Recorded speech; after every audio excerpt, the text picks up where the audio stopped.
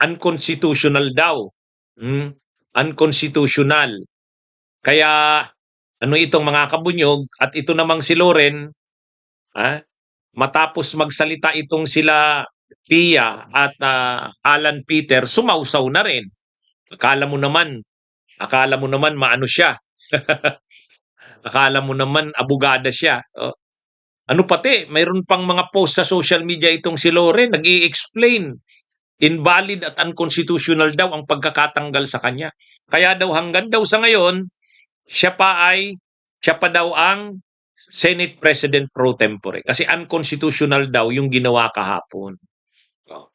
Anyway, mga kabunyog, yan yung argumento nitong ni Pia, ni Alan Peter, at saka ni Loren. Sumasabay din itong si Loren, mga kabunyog.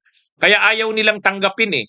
Kaya ngayon, nag-press ko na pa si Alan Peter, siya pa rin daw ang Senate President pro tempore.